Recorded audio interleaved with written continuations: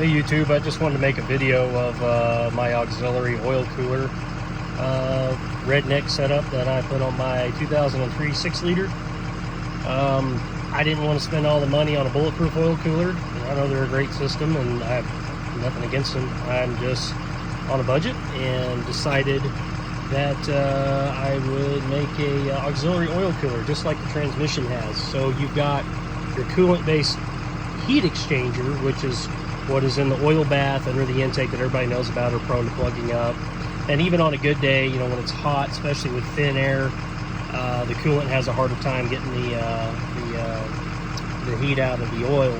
And you'll see unloaded, at least in my truck, 10-degree delta temps, and sometimes as high as 13 if you're running 85, 90 on the interstate.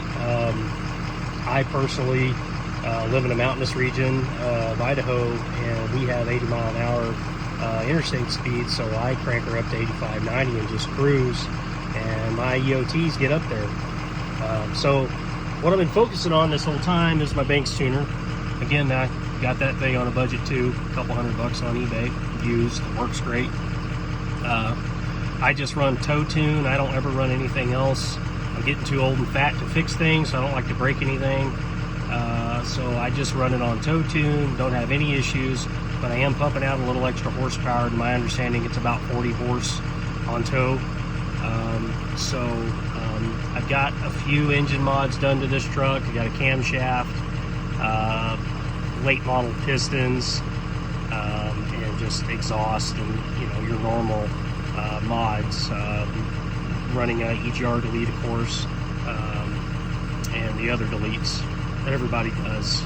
So my delta temps, and this thing's been idling for like the last 10 minutes. How hot is it today? It's 81 in the high desert. But I basically just wanted to show you the difference in delta temps on warm up.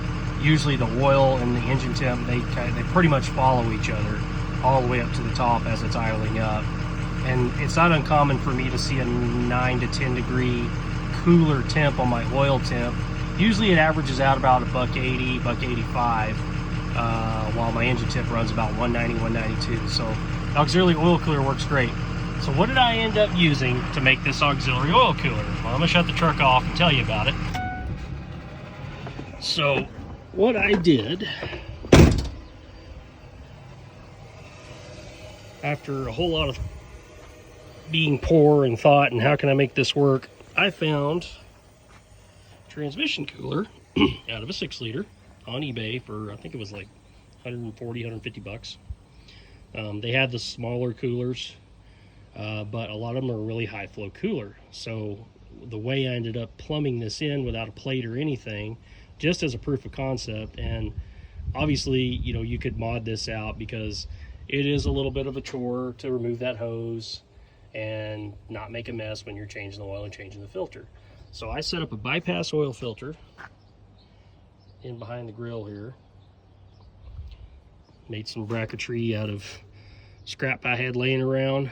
The oil cooler housing I'll put in the link below, or put a link to in the description of the video below of the oil cooler housing. I ended up reading about this housing on a forum somewhere. A guy made his own air to oil cooler, and he used this filter housing. It's got a Baldwin high flow filter. I think it's down to 5 micron nominal and 10 or 20 micron on a good day. I don't know the micron ratings, but it's a high flow hydraulic filter. So we've got a bypass filter installed, which this doesn't restrict oil flow at all.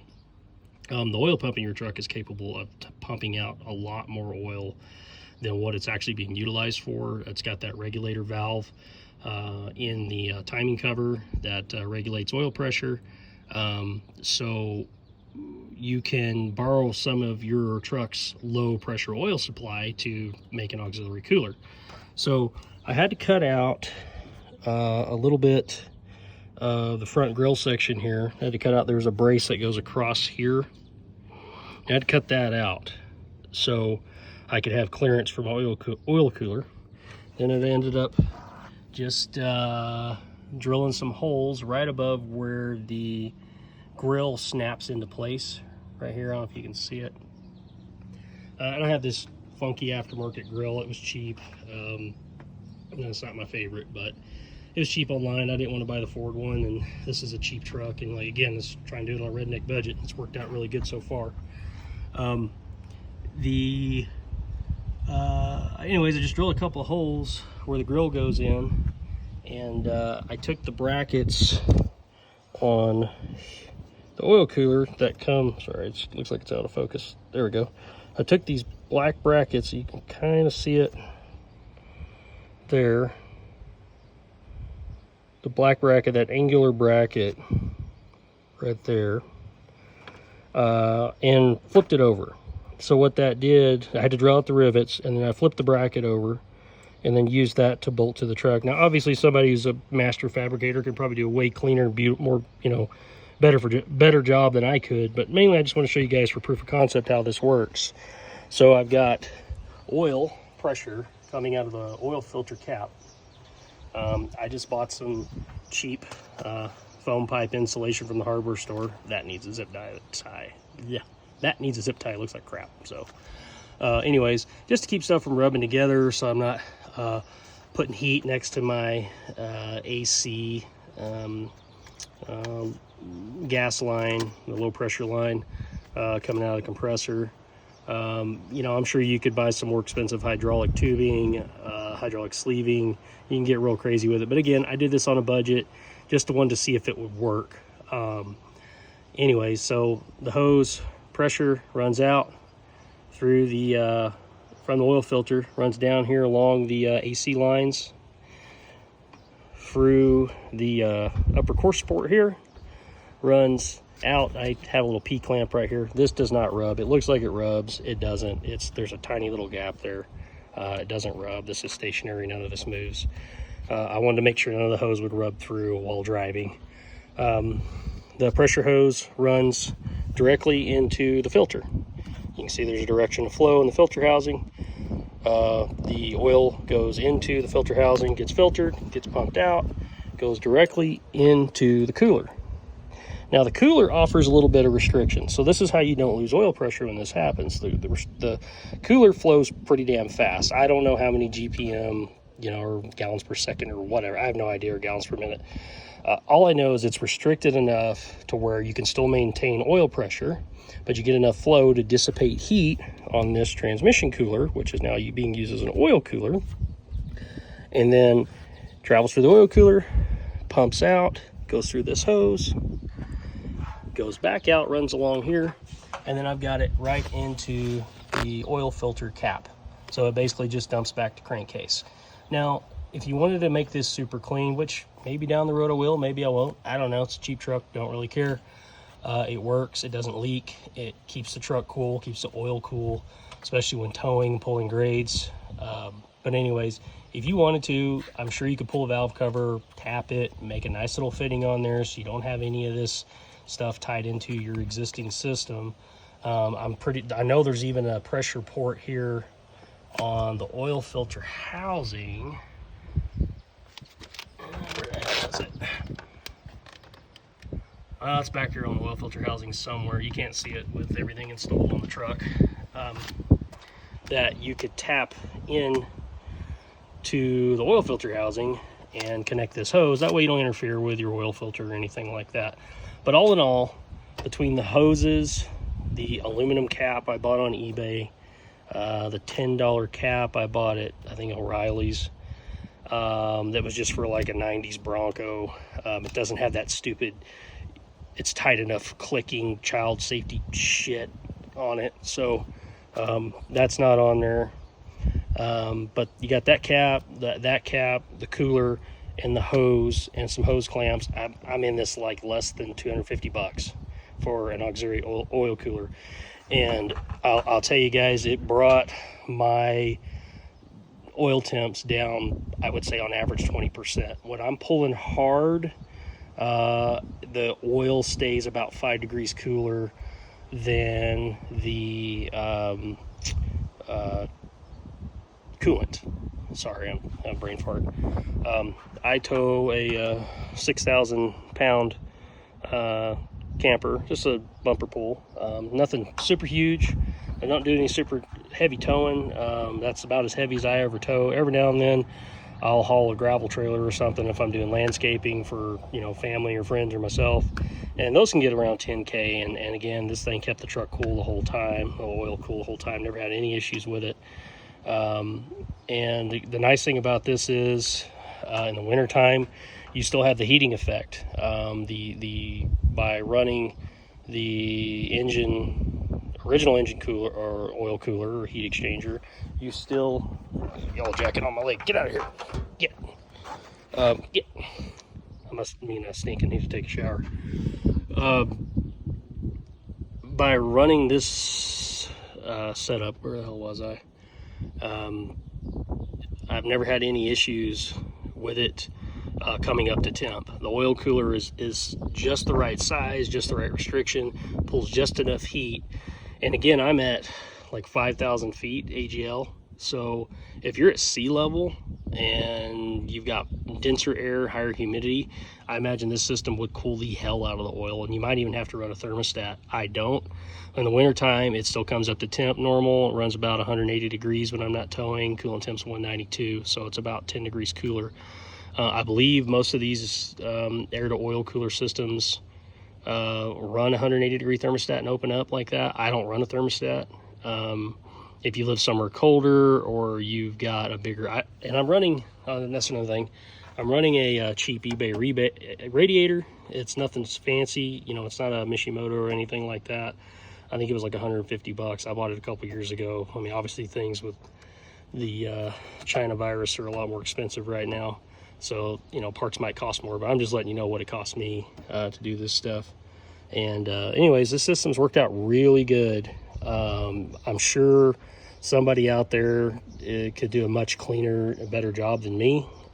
Again, I just rednecktified it. It worked great. I have no issues, no kinks, no runs, no errors, no leaks. It's been wonderful. So maybe down the road, like I said, I will end up permanently tapping that hose into the oil cooler housing. Say, you know, for whatever reason the heat exchanger on this gets plugged up. You know, I maintain the truck. I change the coolant in it every 60K. I just use the cheap Prestone stuff. You know, everybody says, oh, use the Ford stuff, whatever, inhibitors. I use the Prestone stuff. I add the Napa diesel rust inhibitor cooling enhancing stuff to the coolant. It comes in a purple bottle. I add that every time. I think it's like $5-6 a bottle. And I buy the cheap coolant and I just keep it changed. And I haven't had any issues with my oil cooler plugging up. You know, maintenance, guys. I'm still changing the oil every 5K, and I swap the filter too. It's a Baldwin filter. It usually costs me 30 bucks online. I order one in. I can't remember the part number, but I can send you guys the links, or I'll put all the links in the description so you know what kind of stuff to buy and what I use. I'm sure you could use your own bypass filter. You could use another high flow filter. You can come up with anything else you want. The main thing I wanted to show is that this transmission cooler right here works great. I left a pretty good air gap in between there and the condenser. I think if I had anything to do again, what I would do is flip this upside down and run the hoses a longer length and use the existing brackets that came with the cooler that I cut off and mount those to the lower section of the frame and put a little brace in and make it much more factory looking. But I did this, I think I did it on a Saturday night or a Sunday night after work. It didn't take me that long to do, to just patch everything together and just give it a try. As far as I know, there's nobody else out there that has, at least they haven't posted on the internet yet. There's nobody out there doing this. There's nobody out there running an auxiliary cooler with the truck, along with the heat exchanger, which, you know, I don't understand that. A lot of these trucks, you know, over the years, they've always had an air to oil cooler and a heat exchanger built into the radiator. They never had this stupid oil bath system. So I don't understand why they got away from that. I know, you know, a coolant to air or coolant to oil cooler or heat exchanger is supposed to be more efficient. You know, they're used a lot in marine applications, but you know, in marine applications, your coolant doesn't you're entering coolant that you're borrowing from the, unless it's a sealed system, obviously, you know, you're using seawater or fresh water to cool the engine. So, you know, a heat exchanger gets cold water shoved into it, or barely, you know, on a rare occasion, 80, 90 degree water through it. So they work really good. But when you're using a tiny fucking brick full of coolant and quenching oil, it just doesn't work as good. I mean, even Ford says, you know, it's okay to see 15 degree delta temps. Anything higher than that's, or you know, difference in delta temps, anything higher than that's bad. Well, if you know anything about Power Strokes, at least the older ones, they need good cool oil to work. You got hot oil, you got problems. So keeping the oil cool and a consistent 180 degree temperature, 185, 190 at max, not getting it super hot, makes the oil last longer, protects the engine components longer, and just does a better job at making the engine run like it's supposed to run. So anyways, if you guys have any questions, just text me, comment. I'll do what I can to answer. If you talk shit, I'm probably not going to respond to you, so I'll probably just ignore you. So good luck with that. Anyways, thanks for watching.